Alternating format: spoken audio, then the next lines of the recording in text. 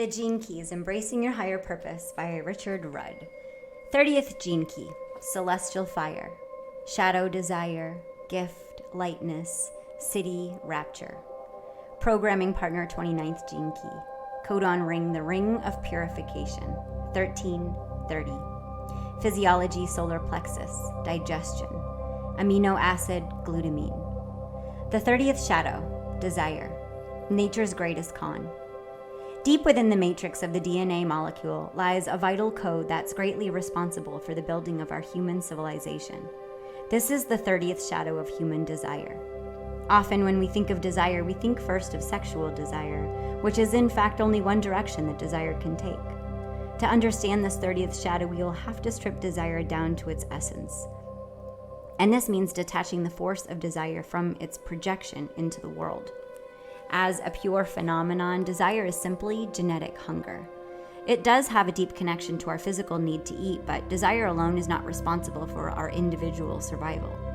This aspect of our genetics does not influence individuality at all. If anything, desire is far more likely to get us killed than protect us. However, desire does serve a far wider purpose when viewed at a collective genetic level. The real purpose of desire is to get human beings to make mistakes so that we can evolve.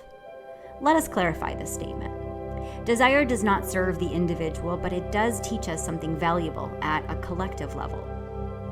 The real hunger coming from this 30th shadow is the hunger for experience itself. In order for human beings to master their environment, they'll have to taste all aspects of it, which means that they also have to explore the darker side of experience, as well as the lighter. The fact that individuals or even large populations are killed in the process is of no consequence to the awareness operating through the whole human gene pool. Humans are expendable to the collective. Even whole races are expendable, but humanity itself is not expendable. We are programmed through the 30th gene key to learn and evolve through experience, so there is nothing we can avoid experiencing. If there's anything that's still untried by humanity, then somewhere inside someone, the hunger of the 30th shadow will push them into trying it, no matter how outlandish or depraved it may be. For consciousness to enter into form, it must immerse itself deep within the form. In human beings, consciousness has at its disposal a very powerful and sensitive system of awareness, an awareness only overshadowed by the spirit of Gaia herself, of which humanity is essentially a sense organ. There's something very profound to understand here. The genetic instructions that guide humanity do not come from humanity as a separate entity, even though it appears that way to us. We're only part of a wider organism with its own genetic imperative, and desire has formed an integral part of humanity's evolution as the driving force behind our sensory apparatus. It is as though humanity operates like nature's brain, with desire providing the force that opens up all manner of neural networks within that brain. Some neural connections lead to short circuits, while others open us up to great leaps in awareness. All possible connections must be tried and tested in order to discover which are of the greatest service to the totality. The greater part of human experience is actually non-essential to our future, but it still has to be explored. As part of a chemical family known as the Ring of Purification, this 30th gene key naturally bonds with the 13th gene key, whose shadow frequency creates a powerful energetic field of discord and pessimism. Humanity is thus designed to move through a vast evolutionary cycle in which it progressively purified. Such purification can only take place through the shadow frequency, since this provides the raw material for a higher state of consciousness. Most of the fallout from this incredible genetic process is found on the human emotional plane, also sometimes known as the astral plane. The astral plane is a subtle electromagnetic frequency field arising out of the sum total of all human desires and feelings. At the lower frequency bands of the astral plane, the overall tone is one of discord, the 30th shadow. Discord is a collective frequency that is sounded as a result of human beings inexorably expressing what they think to be their individual desires. At higher levels of the astral plane, human desire and emotion begin to turn inward and upward to seek its own source, moving through progressive levels of purity before it's experienced in its purest form. Ecstatic rapture. When seen in this macrocosmic way, it almost seems as if nature has conned humanity, as though we have been set up as guinea pigs for evolution itself. This is exactly the case. That even though desire in itself is a pure impulse of nature, it tends to drive human beings mad. In Eastern Buddhist thought, desire is said to be the source of all human suffering. In fact, it's not desire itself, but your reaction to it that creates your suffering. In every human being, the force of desire is translated differently and projected out upon the world in a unique way. Thus, some people experience it through their sexuality, others through their yearning to be rich, famous, in love, or spiritually enlightened. The point is that the desire itself is pure. It isn't for anything. Human beings are simply creatures who are, by design, supposed to feel a yearning. What the 30th shadow of desire does is emotionally fuel your mind to try and find a way of escaping the yearning, or at the very least, venting it in some way. However, as every human being learns, the cycle of desire is eternal. The moment you have sated your hunger, you once again find yourself empty, as the yearning begins a new cycle. The interpretation of the original Chinese name for the 30th hexagram of the I Ching literally means clinging fire. This is a wonderfully evocative name for this 30th gene key. It causes you to burn with longing or desire, but despite what you do to try to fulfill that desire, it persists in clinging to you. It continuously drives you out into the world of experience, which of course is exactly what is intended. Nature's con is that we humans cannot escape the fire of our desire, no matter what we do. It must be accepted and embraced as a part of our morality. Moreover, the more you think of desire as unspiritual, the more powerful you make it. Many of the great religious and spiritual traditions have been taken in by the great con, having us believe that desire can be somehow transcended or fought. Fighting an evolutionary force as powerful as desire is what causes human beings so much suffering in the first place.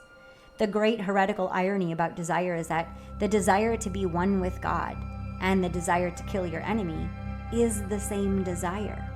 Both lead to metaphorical hell. Along its programming partner, the 29th shadow of half-heartedness, the shadow of desire programs our world into a deep unconscious pessimism. Somewhere deep within every human being is a very uncomfortable truth that resides, that you can never transcend desire. Our denial of this truth is what causes us to live half-heartedly. We do not fully indulge our desire because it's too terrifying. Those who do so externally usually end in destroying themselves, while those who hold it back also destroy themselves on the inside. It seems that when desire has human beings outflanked, it seems then that desire has human beings outflanked and outgunned. Whatever we do, we are caught like rats in a maze. Even the most sophisticated esoteric traditions promise us transcendence from desire, but then warn us that our very desire to transcend in the first place will prevent such a state. What is one supposed to do with this information? What is the future of a race that is caught in such a paradox, if desire itself prevents us from ever evolving beyond desire? As ever, the answers lie within the higher frequencies of this 30th gene key. Repressive nature, over serious. When desire is repressed, life force is also repressed, and this leads to a stiffening of one's whole being, physically, emotionally, and psychologically. We begin to take life very seriously. As we have seen, desire equates to fire and passion. When it isn't allowed to burn within us, our inner fire fizzles out. Many people deal with their desires in this way, particularly in repressive societies and religions. Over-seriousness manifests through religion itself, which almost always imposes moral laws over the top of our natural desires. One might even go as far as to say that the majority of human civilization has repressed desire and has become over-serious. It's the hallmark of our whole modern world. The great fear within the 30th shadow is the fear of being burned by our feelings, a collective fear that's been repressed on a collective level. True feelings unleashed on a collective level might lead to anarchy. That's the fear that's being held in check by this aspect of the 30th shadow. The reactant nature, flippant. Those people in the world who indulge their desires without care also run the very real risk of being ostracized by society. They cannot subscribe to any moral framework and abhor all forms of religion and impose control. They then become flippant about life as a reaction to that society. The result is that they often become embittered by the projections of the world and lash out by abandoning themselves even further into their desires. Just as the repressed nature wants to end desire through controlling it, the reactive nature wants to end desire through exhausting it. The result of this is that such people burn themselves out, and often early on in life. By totally externalizing all our desires, you're in fact becoming the victim. This kind of flippancy is akin to paganism, the extreme pole to organized religion. Just as one is a repression, the other is a reaction. The 30th gift, lightness, the final desire. There are two possible human responses to a paradox. Either you become tense or you surrender to it. The mind has great difficulty with paradoxes because it's not built to handle them. It can only resolve things through logical reason. The higher mind, which is really akin to an awareness operating outside your brain and body, adore paradoxes because it knows that they represent truth. When you surrender to the helplessness of being a normal human being, then something remarkable occurs. You experience a shift in frequency of your whole being. You begin to lighten up. The human mind is incredibly serious about life because it so wants to understand and control existence. The 30th gift, however, is a new operating wavelength for humanity, and it really involves an inner surrender that cannot be forced or faked. When we talk about lightness in respect to this 30th gift, we're not talking about escaping life by making life light of life. On the contrary, we're talking about entering more deeply into life's suffering than ever before. We are talking about a kind of suicidal tendency that simply holds up its hands and says to creation, "Okay, I give in. Do your worst." What is actually committing suicide is your distrust in life, or what some traditions label the ego. You have to come to a deep realization of your own morality and weakness in order to realize that true strength that lies in simply trusting. Life is having its game through you, and you are simply a genetic pawn in that game. You have to become utterly helpless. It's not that you become helpless in a victim sense, but that you realize you're beyond needing help. And then the magic happens. You discover you can enter into that expanded state of consciousness that's guiding the overall game. This gives you access to a higher level of functioning, and you realize that it was simply your distrust all along that was making your life seem so difficult. The gift of lightness does not change your destiny. It simply allows you to view it from a different level of awareness. However, the very shift to this higher awareness functioning always signifies a change in the script of your life. It's a breakthrough that occurs, or one might describe it better as a meltdown.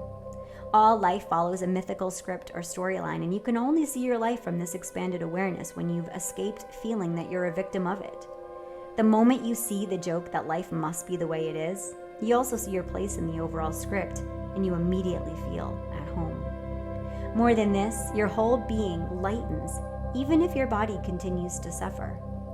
This lightening then finds its way into all of your actions. Whatever you do, from the gift of lightness, there's always a glint in your eye, because at some point, at some deep level, you know it's all really just a game. And the worst thing anyone can do is take it too seriously. There is a great difference between one who pretends to live life lightly and one who has real lightness of being. This difference is always found in the emotional nature. One who pretends is afraid of his or her true feelings, but one with real lightness is never afraid of being overwhelmed. The gift of lightness does not make you immune to desire, but neither does it cause you to react to desire. It allows you to become your desires in all their mystery. This is a gift that knows desires do not necessarily have to be followed, but they do have to be felt. Sometimes they do have to be followed in order that something is learned, but generally what this gift knows is that the fulfillment of desire is a sham. When human awareness penetrates down into the emotional system in this depth, then a huge sense of freedom emerges. This is the freedom of having a wide-angle view of desire. You know that whether or not you follow through with the desire, it'll not lead you to any lasting sense of peace. This means that desires no longer have such an addictive hold over you. In fact, desires become like guests you invite in for tea. They either leave in their own time or they stay and insist on being followed. In this sense, true lightness can be seen as the letting go of the need to escape desire itself. The other vital hallmark of the gift of lightness is a sense of humor. Everything is viewed in a detached way, even though it may still be deeply and sensually felt, so everything is seen lightly. The humor that comes from this gift is not a clever or sarcastic kind of humor, and neither is it ever directed personally at another. It always manifests as the ability to laugh at yourself above all else. Your own life becomes a great tragic comedy, since it incorporates both sides of the experiential spectrum. You learn to see through all human behavior. You see both the depths of suffering that lies in the false belief that your desires can never be fulfilled, and the great pleasure that comes from the buildup and release of your desires. The humor that comes through this 30th gift is a very compassionate humor. It's not about laughing at anything, it's simply the true response of a human being who has surrendered to the higher self. As you move into the higher frequencies of the 30th gene key, you finally begin to understand the mystery of the cycle of desire. Beneath the thousands of desires that pass through your emotional system each day, you begin to determine a single underlying desire that gradually becomes stronger and stronger. This is the desire to end your own suffering. The desire to end your own suffering is the same desire that leads all human beings on the path of spirituality and inner inquiry. This desire to escape or to ascend or to be free is the final great desire within human beings. It is the urge of evolution itself, longing to transcend the form. As you step fully into the pure field of this longing, you enter the purifying fires of consciousness. This codon group, the ring of purification, takes you on a journey in which your whole being begins to relinquish the hold of desire. You'll have to trust implicitly in your desire to transcend, even as you understand that the very desire itself prevents you from transcending. This final desire must be followed, tracked, embraced, and allowed, and as it is, the fire of your longing becomes intensely bright. This is the other meaning of lightness. In the context of the 30th gift, your body actually begins to fill with light as your lower vehicles and subtle bodies are purified by the strength of your longing. The 30th city, rapture, from bhakti to shakti. The 30th city is an unusual city in that it manifests as one of the great divine ecstatic states. Along with its programming partner, the 29th city, these are aspects of our genetics that really terrify the majority of human beings. In our Western culture in particular, these kinds of ecstatic states are deeply distrusted, as we no longer have any clear cultural vent for them. In times gone by, it was the ancient shaman who could enter those states of consciousness. Nowadays, the closest we come is through the burgeoning drug and dance culture. We have grown so far away from being a devotional culture that we can no longer understand it at all. Certain religions, such as Islam, are rooted in these devotional codes, as they therefore recognize them more readily, although they can also misinterpret them just as easily. The contemporary cult of the suicide bomber is clearly rooted in the lower frequencies of the 30th shadow. The 30th and the 29th cities represent an archetypal stream within your DNA that causes powerful mutations in your endocrine system. These result in the ongoing production of certain rarefied hormones within the brain chemistry of the pineal gland that induces state of great devotion and divine rapture. The 30th city of rapture only occurs when you step willingly into the fires of annihilation. We may recall that the ancient name for this 30th hexagram of the I Ching is the clinging fire. At the Siddhic level, you dissolve entirely into the fire. Everything about this 30th city looks insane to ordinary waking conscious. It involves mystical suicide, a complete immersion in the fires of divine longing. You finally give up everything, even the desire to transcend. All desires merge into one primal desire, the desire with no target, the essence of all creation, and the pure longing at the heart of the life force itself. There is a mystery here that's carved into our English language and captured into the word belonging. We can only truly belong in the world when we can utterly be our longing. The state of divine rapture is really akin to being burned by the fires of bliss over and over again. These are people who are so flammable that the smallest thing will set them off, and whoever comes near them will very likely catch their devotional energy. The nature of this mutated solar plexus system, which is where the 30th city lies, is to carry awareness outside of the physical body through the aura. Thus, the 30th city is what creates the devotees of its programming partner, the 29th city of devotion. These two cities radiate their power and Shakti through the morphogenetic field of the enraptured one. This is why certain teachers and masters can literally transform the hearts of their devotees forever. The aura of such a being is as palpable as it is dangerous. It's dangerous to the human mind that cannot comprehend such a phenomenon and will not let go of trying to be in control.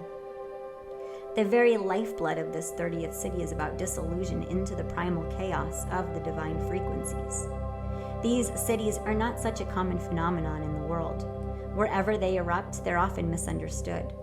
If this were to happen to someone in the West, they would most likely be heavily sedated and locked away.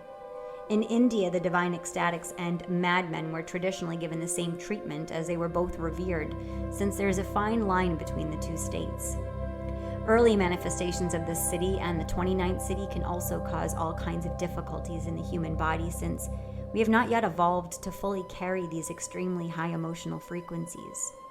In this respect, the 30th city has a particular role to play within the coming evolution of the human solar plexus system, as described in the 55th gene key. The role of the 30th city is literally to burn out all human desire from our DNA. This means that humans who attain this city are really performing an important genetic task on behalf of the collective.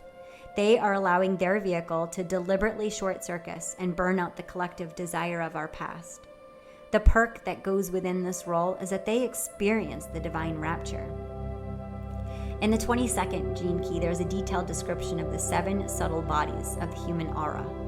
The process of transcendence through this 30th gene key directly mirrors the purification of the 2nd astral body and its assimilation into higher Buddhic body, the 5th body. It is the human longing of the 30th gene key that creates enough bhakti to catalyze the higher currents of grace from within the higher self. The bhakti is the subtle fluidic emanation that rises up from its purification of human longing. It's an emanation that reaches up into this Buddhic body and activates its counterpart known as Shakti. Shakti is the divine essence that transcends or rains down upon the initiate and causes the state of rapture.